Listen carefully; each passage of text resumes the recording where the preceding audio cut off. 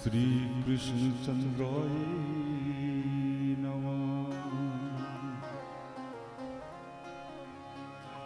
ओम श्री गुरु चरण कमलेभ्यो नमः। ओम श्री सरस्वती नमः।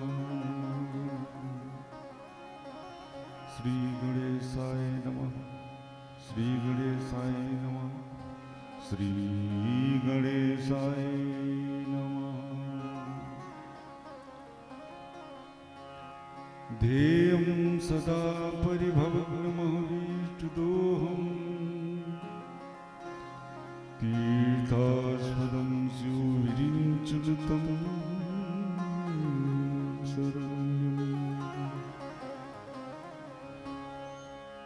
भृत्यार्तिहं प्रणतपालभवाब्धिभूतम्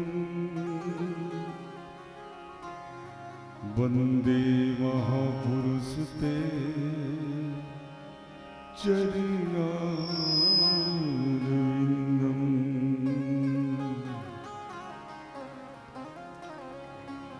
गजाननं भूतगणाधिसेवितम्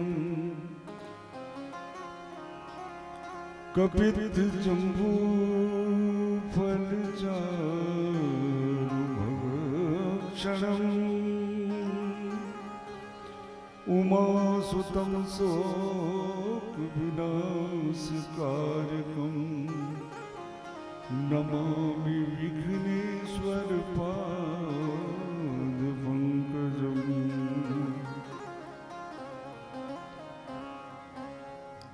गुरुर्ब्रह्मा गुरुर्विष्णु गुरुर्देवो महेश्वरा गुरु साक्षात् परब्रह्म तस्मै श्री गुरुवे नमः।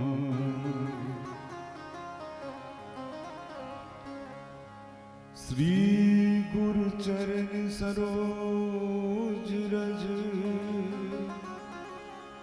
निज मन मुकुर सुधार वरनो रघुबर विमल जस जोदायक फल चार।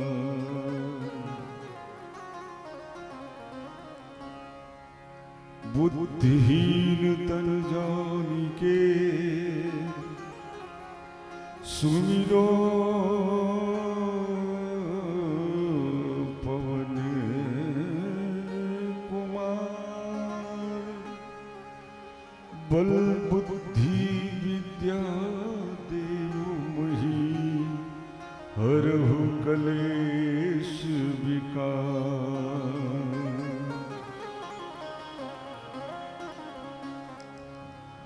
अपने अपने घरन की सब काहू को पीर तुम ही पीर सब घरन की तुम धन्य धन्य रघुवीर।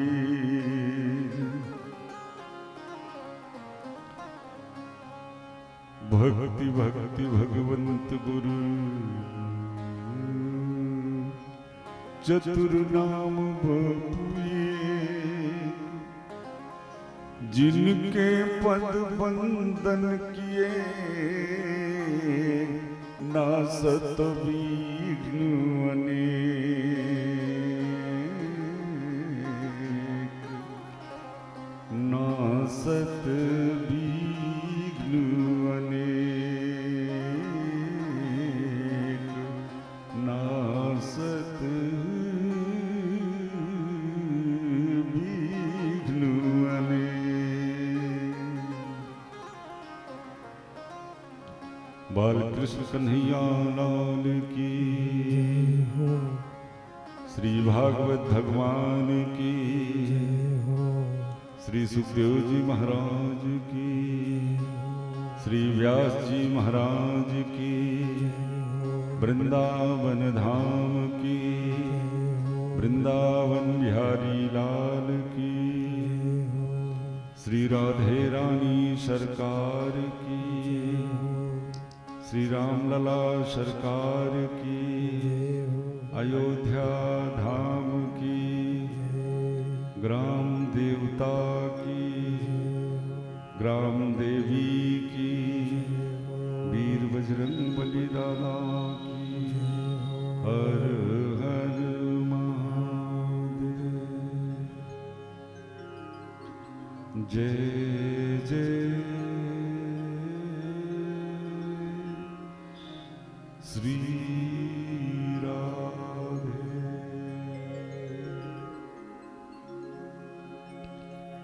परम मंगल में परात्पर अखिलेश्वर अकारण करुणा मृणाले कल्पतरु पीताम्बरधारी श्री बालकृष्ण लाल की वांग्मयी प्रतिमूर्ति श्रीमद् भागवत भगवान के पावन पाद पद्मों में साष्टांग दंडवत प्रणाम करते हुए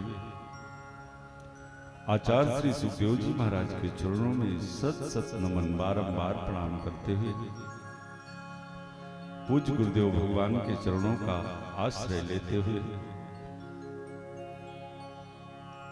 आवाहित समस्त देवी देवजन के चरणों में कोट सा बारंबार प्रणाम करते हुए समस्त वैदिक विद्वान के चरण रज को मस्तक पर धारण करते हुए यहाँ के कण कण को अपने मस्तक पर धारण करते हुए पंडाल कक्ष में उपस्थित जनता जनार्दन बाल गोपाल माताओं बहनों का हार्दिक अभिनंदन स्वागत करते हुए भागवत सप्त संहिता का आज सप्तम दिवस और बड़े ही प्रसन्नता की बात कि आज हमारे लाला का विवाह उत्सव इस पंडाल में खूब धूमधाम से मनाया जाएगा।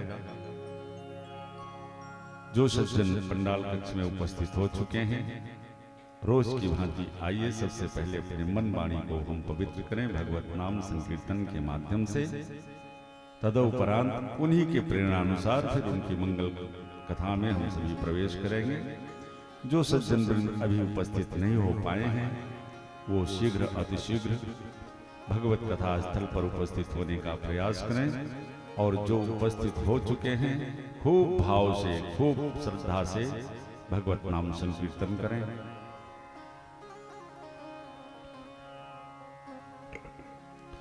कि हरे राम हरे राम हरे राम हरे राम हरे राम राम राम हरे हरे हरे राम हरे राम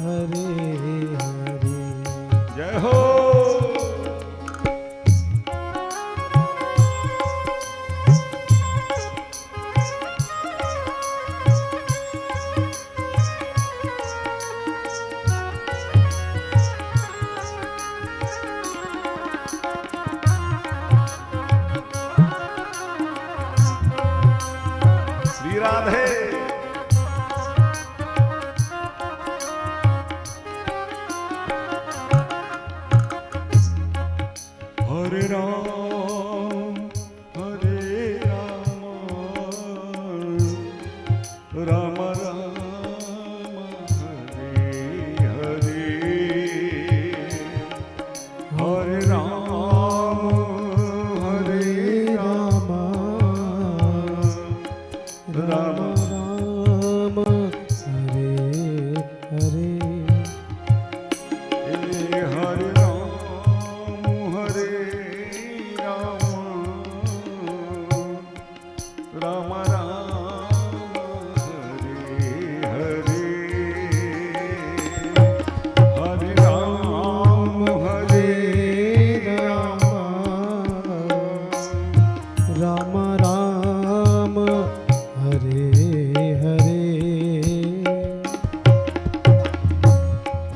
हरे राम हरे राम राम राम हरे हरे हरे राम हरे राम राम राम हरे राधे।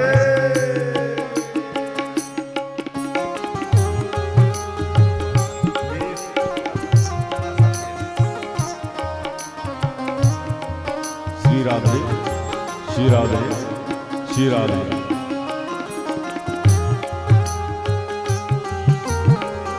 जय हो।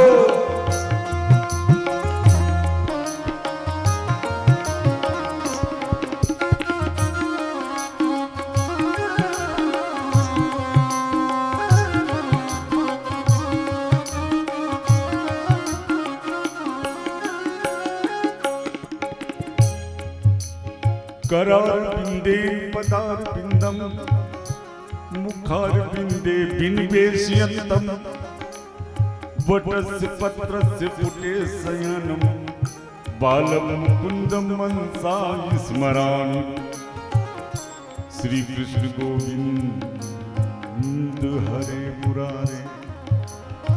हे नाथ नारायण वासुदेवा जिह्वे पिबस्वा मृत्यु में देव गोविंद दामोदर माधवे। हरे राम राम राम हरे हरे हरे राम हरे राम। जय हो। राम राम हरे हरे राम हरे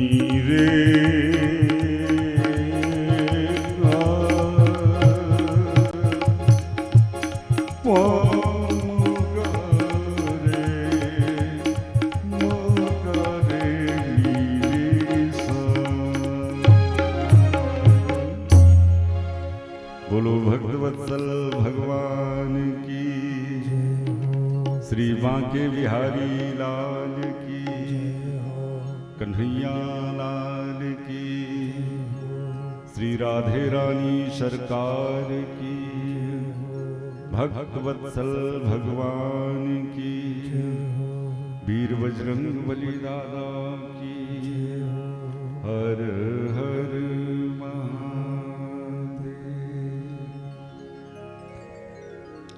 जय जय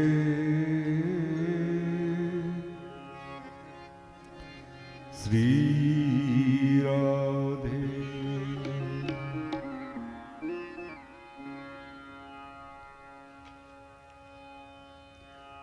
कल रात्रि की सभा में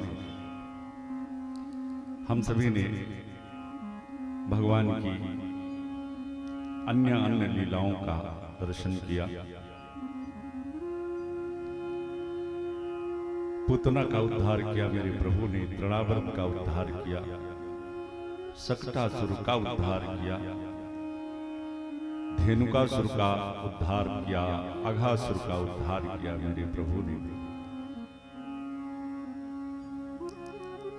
7 वर्ष के हमारे लाला ने 7 कोस के गोवर्धन पर्वत को आज अपना प्रारूप दे करके और ब्रजवासियों से उस परब्रह्म परमात्मा के आराधना का फल ब्रजवासियों को दिला दिया।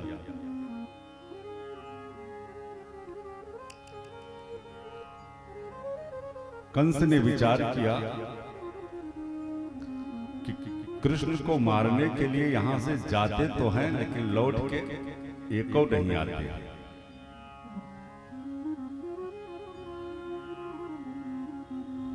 एक युक्ति सूझी कंस को। कंस ने सोचा कि कृष्ण ब्राह्मणों का और गौ का अनन्य भक्त है,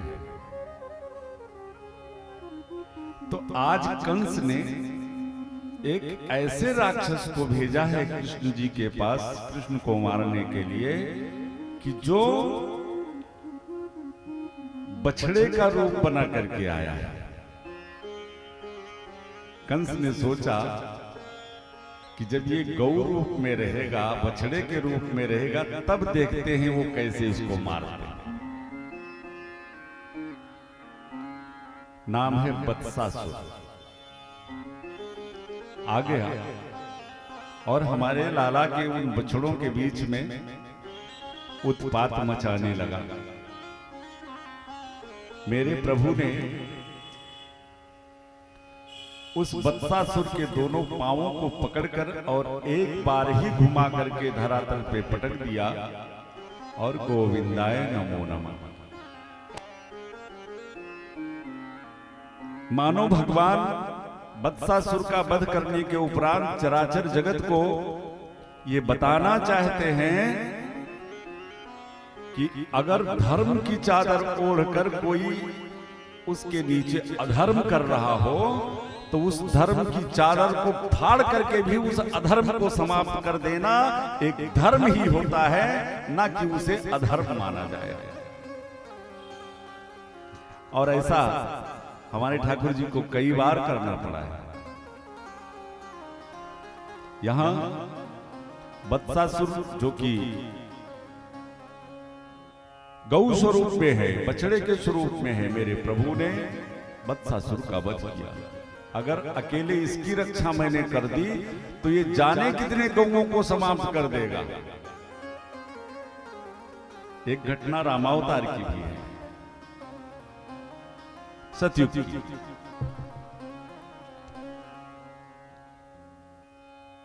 एक जलंधर नाम का राक्षस हुआ जो कि त्रैलोक्य विजेता हो गया, अजय हो गया महाराज। और उसके पीछे कारण क्या था? परम सती असुराधिप नारी था तो राक्षस, और उसका जो बल पराक्रम था, उसकी पत्नी परम पातिव्रत धर्म को धारण करने वाली, और उसके पातिव्रत धर्म के प्रभाव से उसके फलस्वरूप भगवान भोले बाबा भी जलंधर पर विजय नहीं प्राप्त कर पा रहे हैं। परम सती असुराधिप नारी और तेहि बल ताहि न जीते पुरारी। आहा, मेरे प्रभु ने सोचा जब तक इस सती का सतीत्व खंडित नहीं होता तब तक जलंधर जैसा आतताई मारा नहीं जाएगा। भगवान ने जलंधर का रूप धारण करके और उस सती के सतीत्व का खंडन किया। तत्पश्चात फिर भोले बाबा ने जलंधर का वध किया।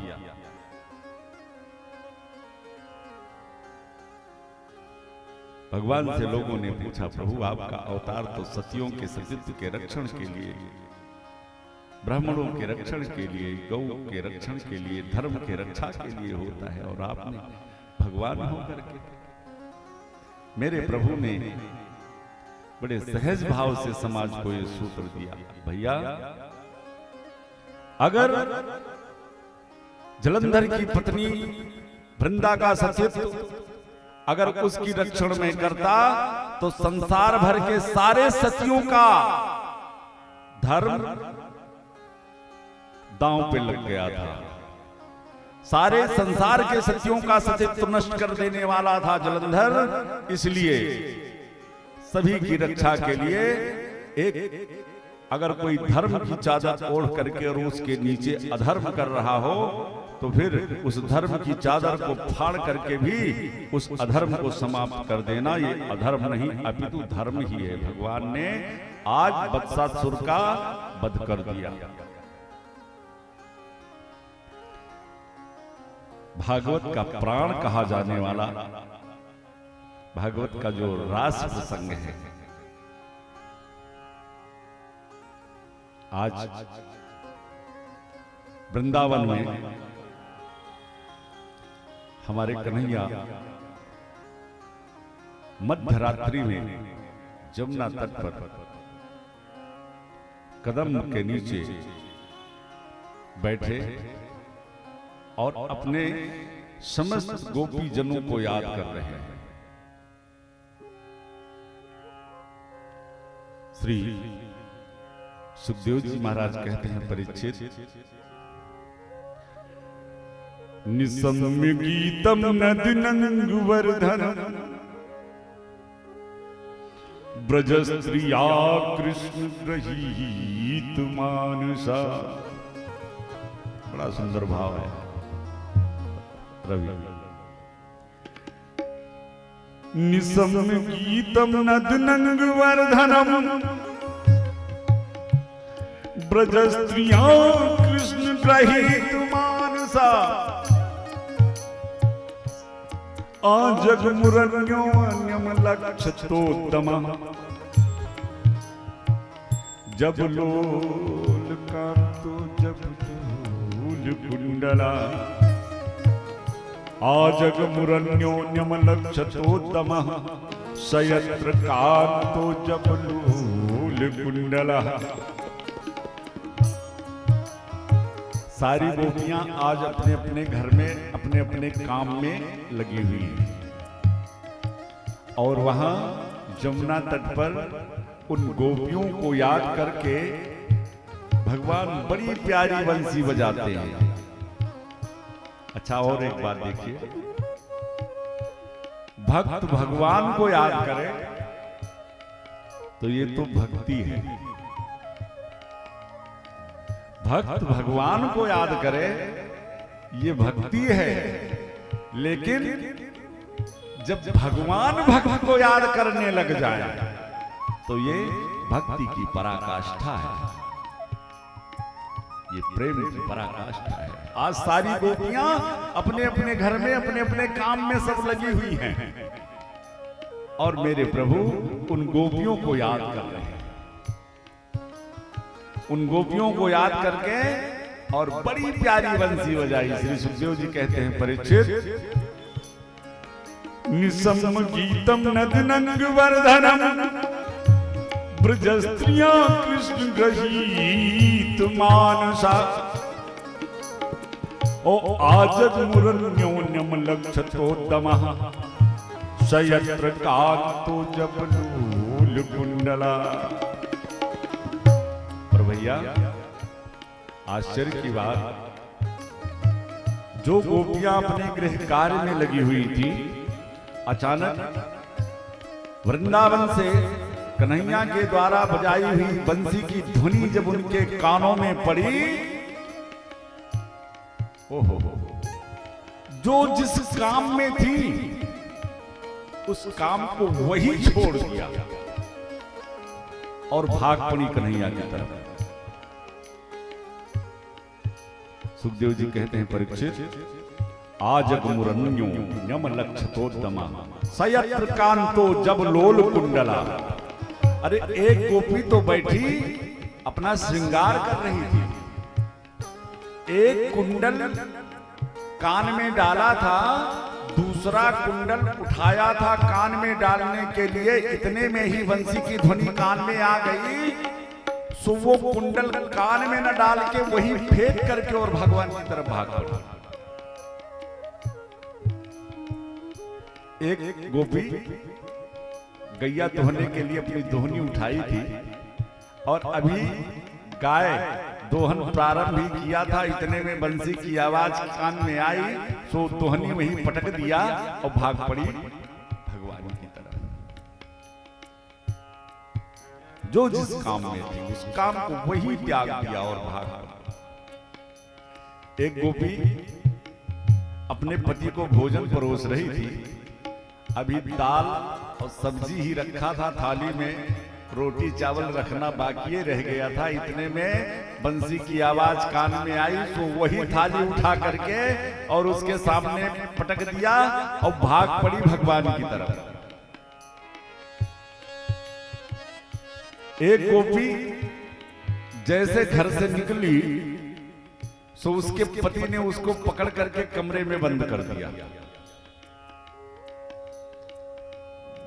गोपी विचार करने लगी, आज हमारी सारी सखियां, हमारी सारी गोपियां हमारे कन्हैया के पास जाएंगी,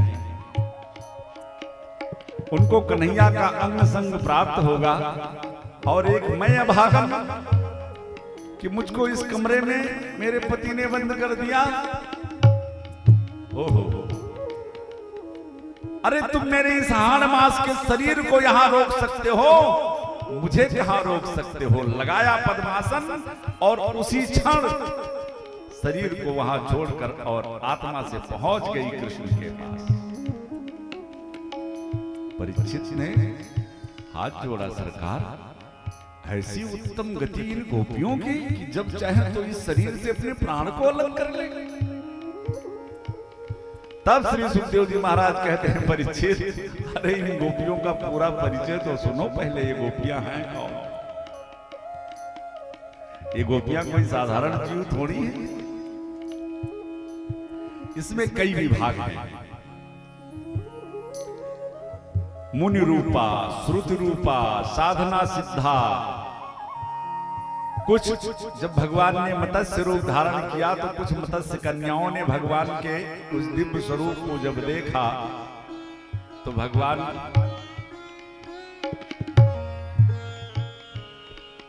को देखकर हृदय में ये भावना जगी कि क्या कभी मुझे इनका अंग संग प्राप्त हो सकता है। बहुत सारी उन मत्स्य कन्याओं को भी आज ब्रजमंडल में गोपी बनकर प्रकट होने का अवसर प्राप्त हुआ है। कुछ दैत्य कन्याएं भी हैं जिन्होंने भगवान को हृदय से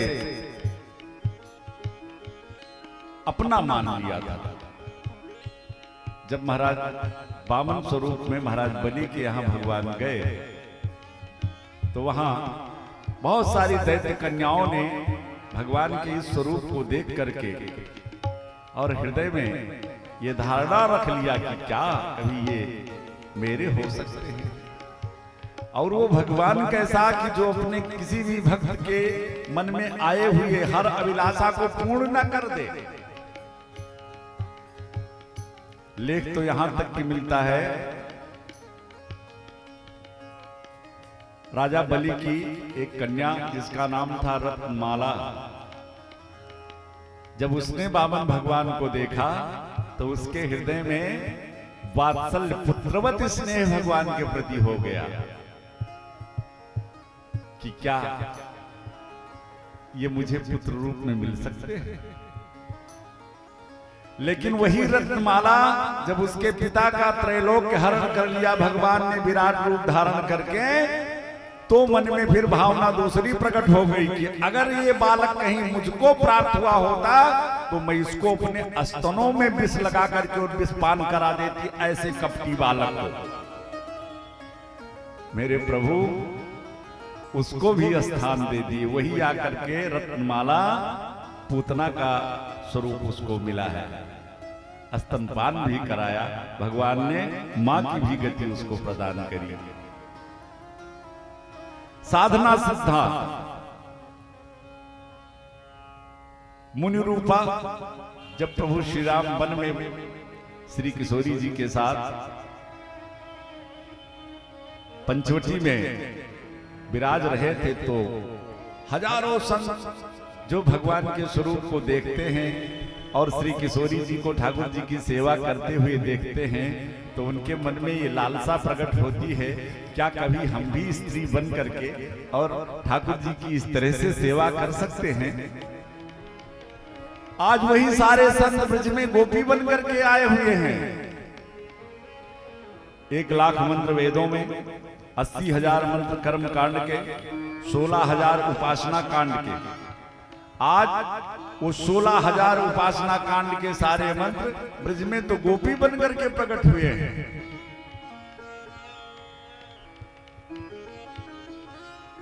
सारी गोपियां पहुंच गई भगवान के पास, और भगवान भी जब गोपियां रात्रि में अपने अपने घर को छोड़कर और कन्हैया के पास जमुना तट पर पहुंच गए, तो भगवान ने भी स्वागत किया गोपियों का। सुखदेव जी कहते हैं परिचित, भगवान कहते हैं कि स्वागतम वो महाभागा प्रियम किम करवाणि वा। स्वागतम वो महाभागा प्रियम किम करवाणि वा। ब्रजस्यानामयं कश्चित् ब्रूतागमन कारणम। भगवान ने कहा, अरे गोपियों आओ आओ, तुम्हारा स्वागत है, तुम्हारा स्वागत है। सारी गोपियां प्रसन्न हो गई। ओ हो, बंसी के माध्यम से हम सभी को बुलाया, और बुलाने के उपरांत देखो कैसे स्वागत कर रहे हैं हमारा। लेकिन अगले ही क्षण भगवान ने गोपियों को उदास कर दिया।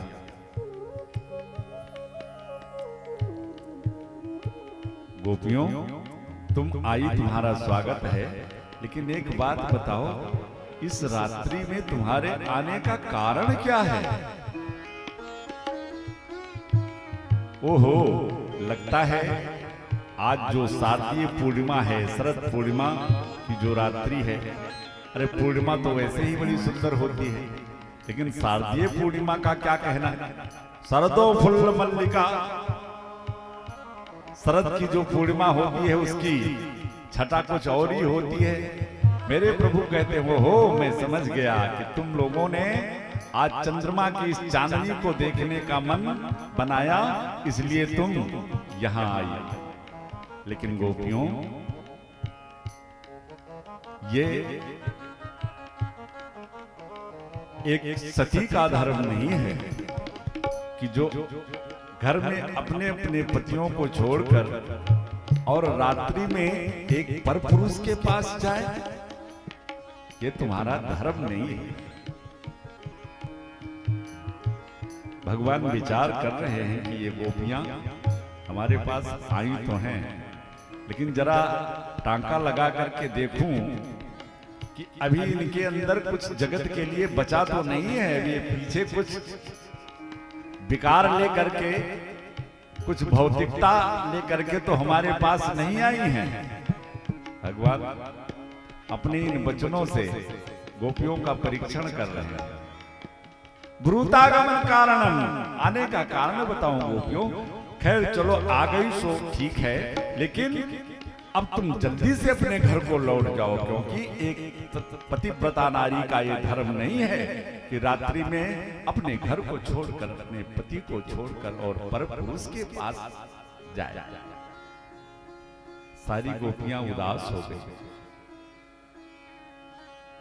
सब कुछ छोड़ करके जब इनके पास आए और ये मुझसे पूछ रहे आने का कारण, देवियों, भगवान ने एक बड़ी सुंदर कथा सुनाई गोपियों को।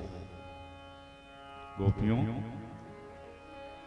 एक पतिव्रता नारी का लक्षण क्या होता है, और एक पतिव्रता नारी, सती नारी चाहे तो उदधि में लगा दे आग, और सती नारी चाहे तो सरिता का भी प्रलाप ले।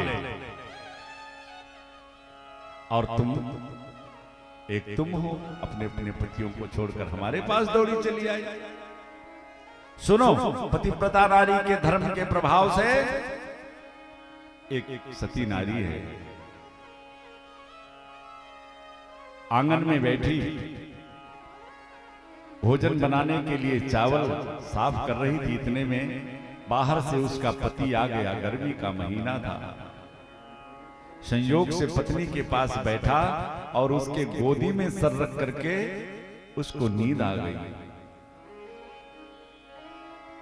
कुछ दूरी पर एक 6 महीने का उस सती नारी का बालक पालने में सो रहा था।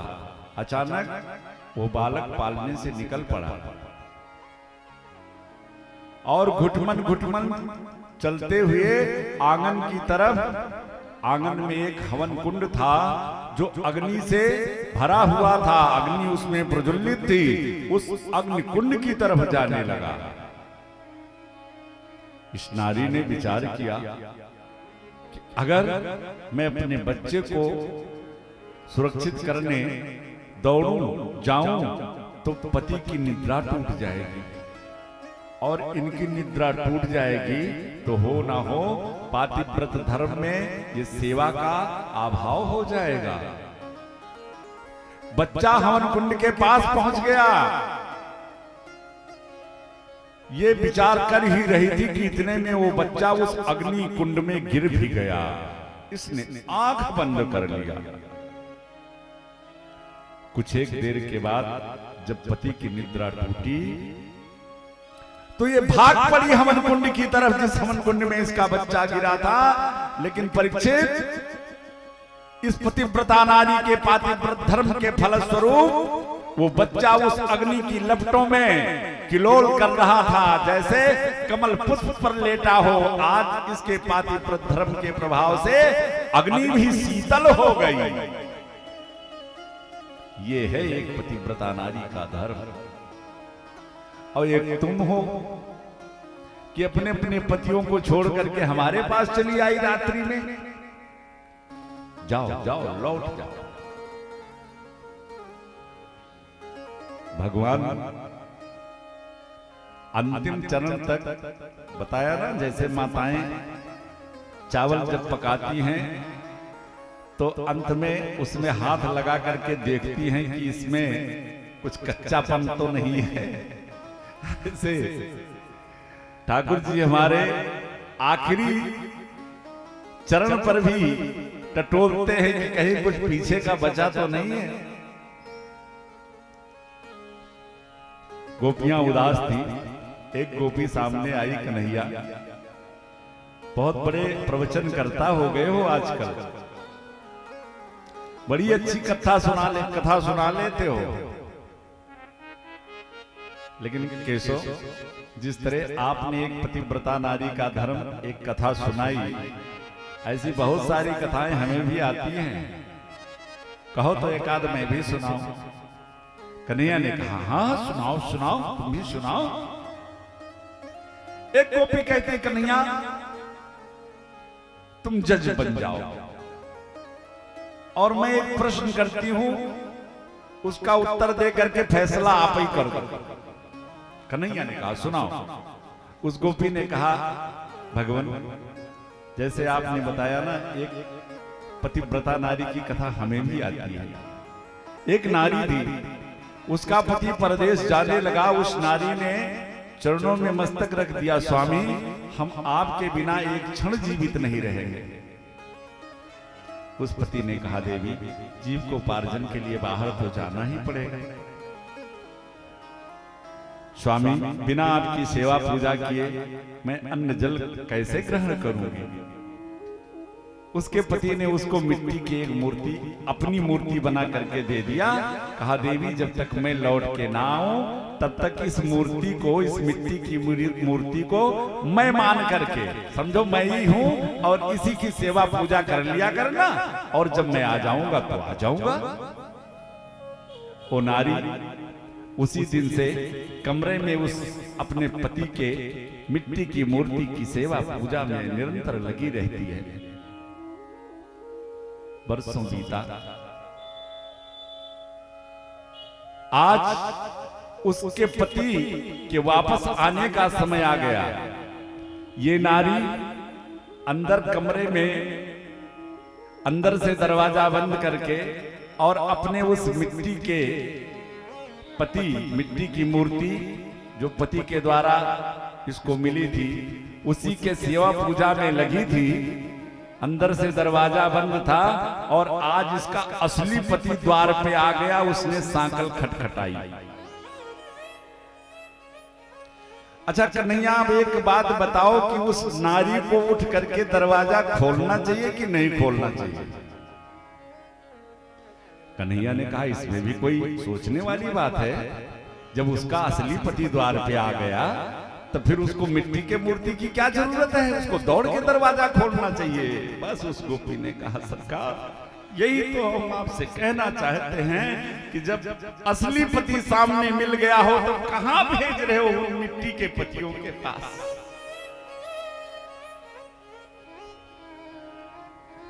भगवान समझ गए कि इन गोपियों के अंदर अब जरा भी विकार नहीं रहा। आज मेरे प्रभु जितनी गोपी उतना स्वरूप अपना धारण किया और सुंदर साराश उन गोपियों के साथ आज जमुना तट पे रचा रहे हैं। संत कहते हैं कि राधा नाचे श्याम नाचे, राधा नाचे श्याम नाचे, नाचे गोपी जन, अज नाचे गोपी जन। मन मेरो मन गयो सखीरी पावन वृंदावन, मन मेरो मन गयो सखीरी पावन वृंदावन।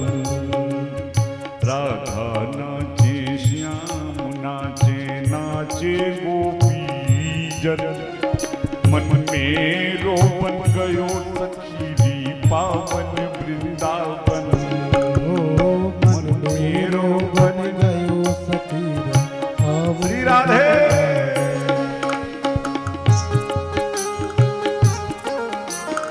जय हो, जय जय श्री राधे।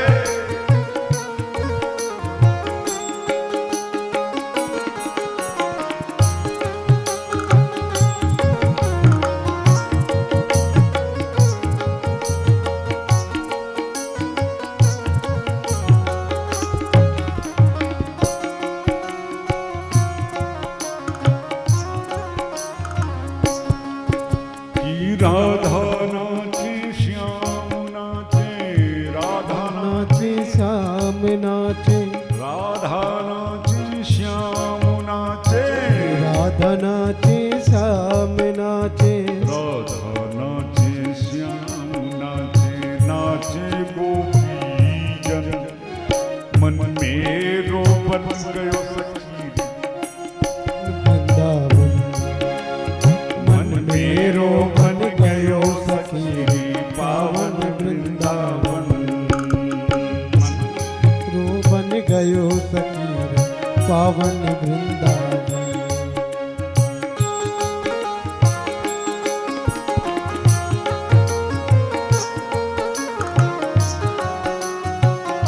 दो गोपी, बीच में हमारे श्याम, दोनों गोपियों के कंधों पर हाथ रखे हुए आज उन गोपियों के अंग संग हमारे कन्हैया रास रचा रहे हैं, नृत्य कर रहे हैं। धन्य भाग उन गोपियों के। राधा नाचे श्याम नाचे, राधा नाचे श्याम नाचे गोपी जन, मन मेरो बन गयो सखी पावन वृंदावन। मन मेरो बन गयो सखी पावन वृंदावन। सारी गोपियां कृष्ण के अंग संग रास रचा रही हैं, लेकिन यही एक छोटी सी घटना घट गई। एक गोपी को मान हुआ, बाकी जितनी गोपियां थी उनको अभिमान हो गया। गोपियां विचार करने लगी, वारे ईश्वर, वारे परब्रह्म परमात्मा, वारे निर्गुण निराकार निर्विशेष। आहा, आज देखो मैं कैसे उस निर्गुण ब्रह्म को अपने साथ नचा रही हूं। ये अभिमान हो गया। गोपियों को लगा कि वो निर्गुण परब्रह्म परमात्मा आज हमारे सौंदर्य पे, हमारे सौंदर्य से प्रभावित होकर के हमारे साथ नृत्य कर रहा है। जितनी गोपियां थी सबको अभिमान हुआ, और एक गोपी थी जिसको अभिमान नहीं अपितु मान हुआ। मान में और अभिमान में अंतर है भैया, मान में और अभिमान में अंतर है। अभिमान बड़ा घातक है, लेकिन मान श्री किशोरी राधा जी को होता है। वैसे तो हम इनकी प्राणेश्वरी हैं, कृष्ण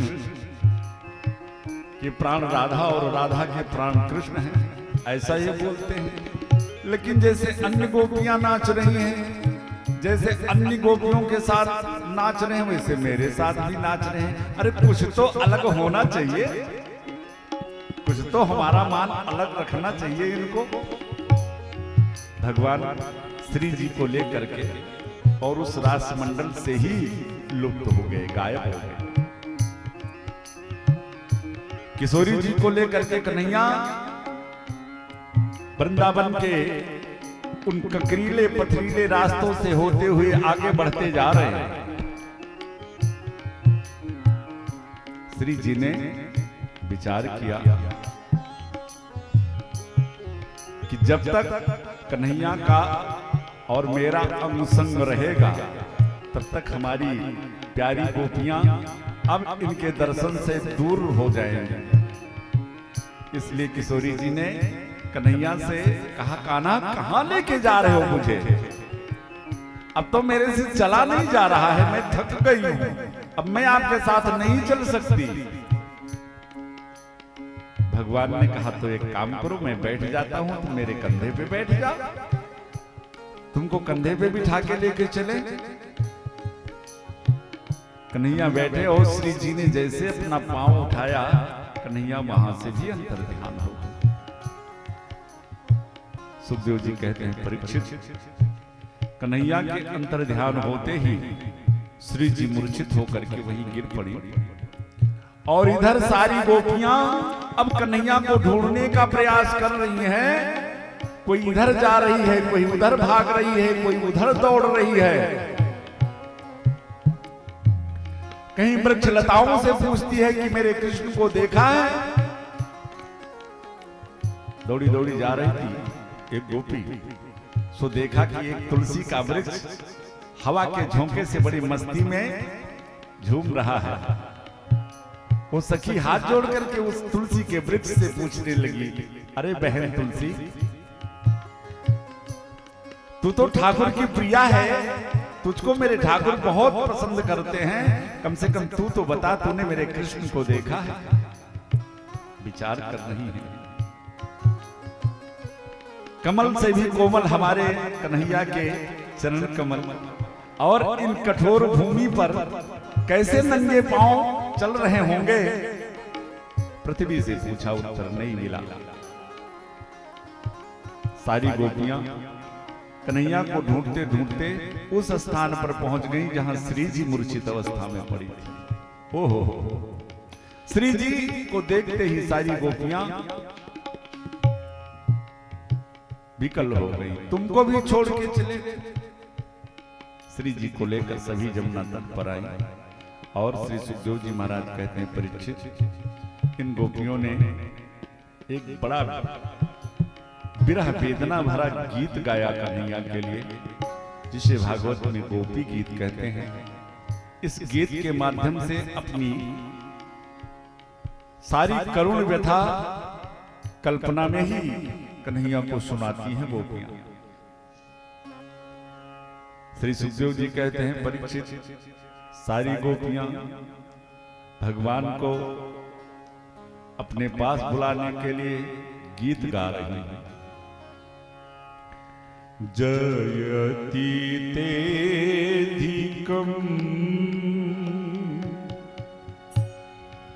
जन्मना व्रजा श्रयत इंद्रा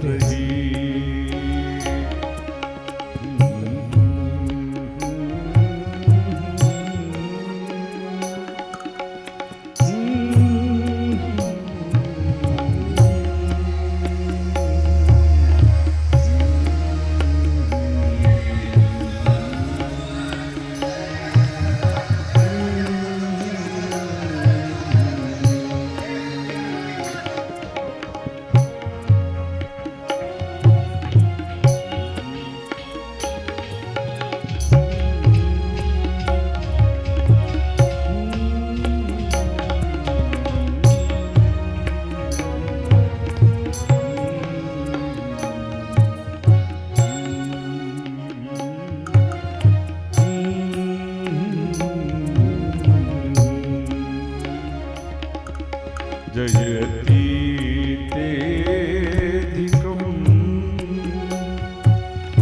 जन्मना व्रजा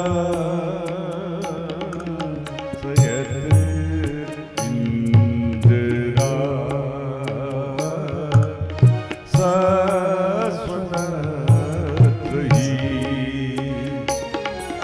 दयति प्रीष्यता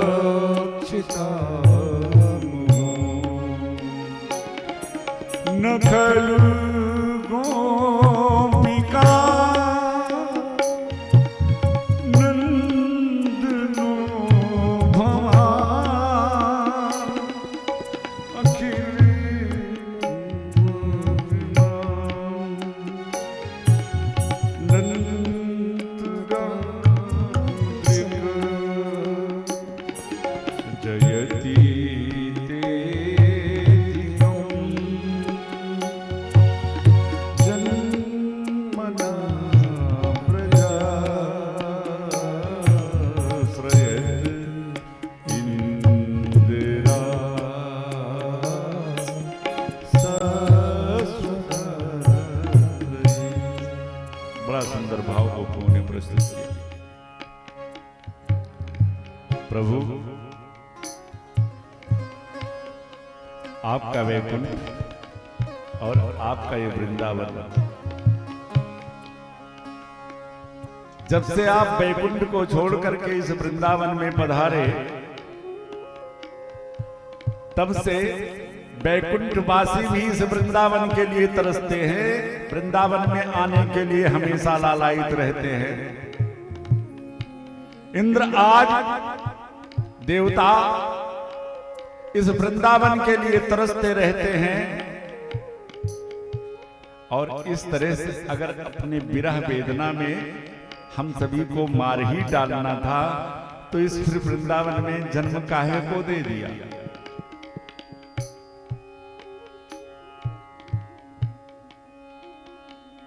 प्रभु,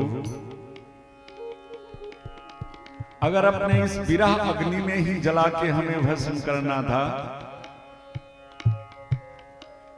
तो मर तो हम वैसे जाते बहुत पहले ही।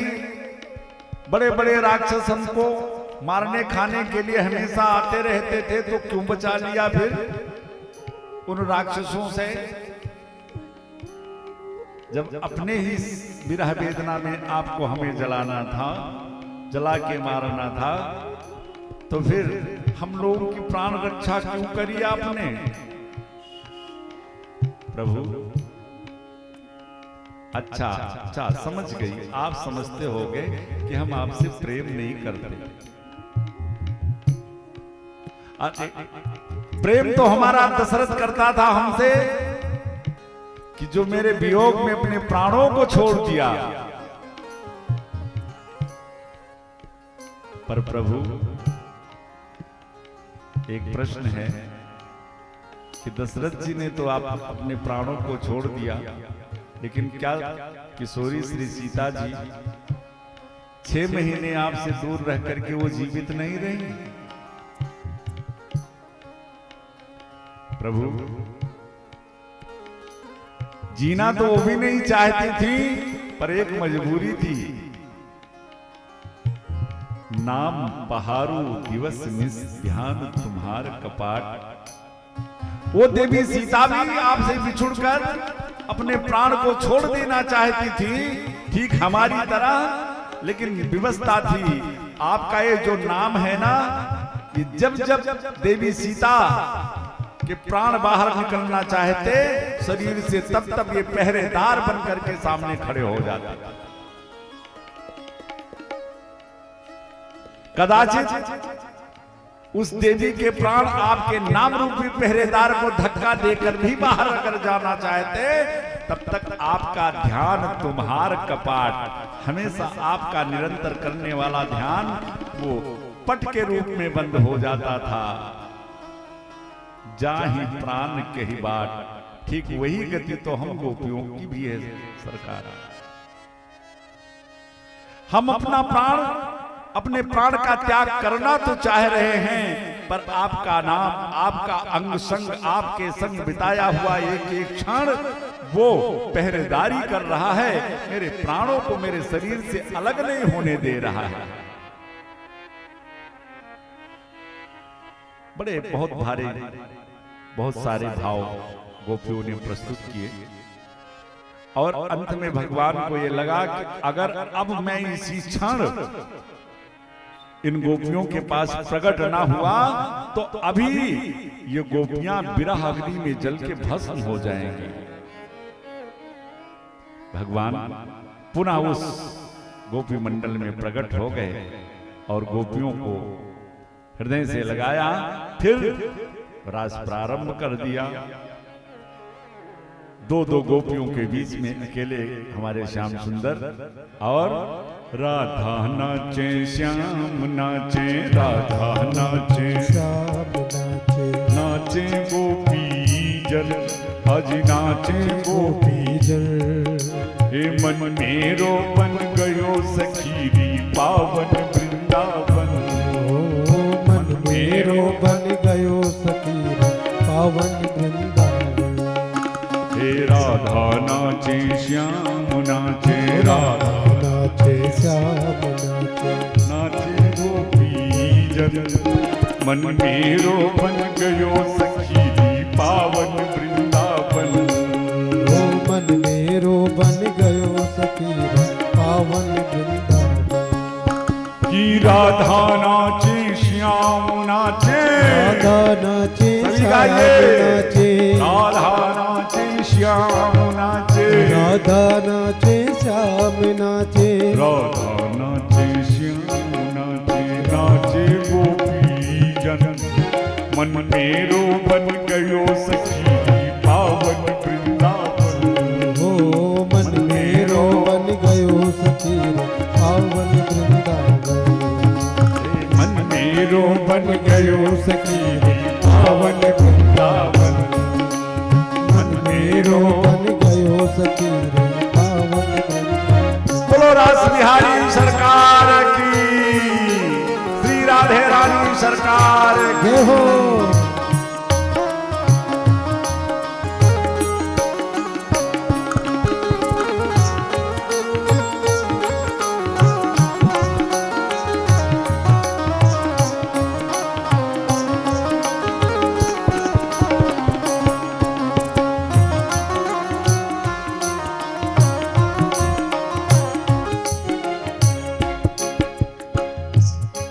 चूंकि ये तो गोपियों के द्वारा गाया हुआ जो गोपी गीत है, न सकते बिस्तर तुम बक्तुम वर्ष सतैरते। 100 वर्षों में भी बड़े बड़े विद्वान जो हैं इसका एक एक भाव निकालते रहते हैं, लेकिन इस राष्ट्र को प्रणाम करते हुए, भगवान की इस लीला को प्रणाम करते हुए आइए हम सभी, क्योंकि यात्रा आज हम सभी को बहुत लंबी करनी है।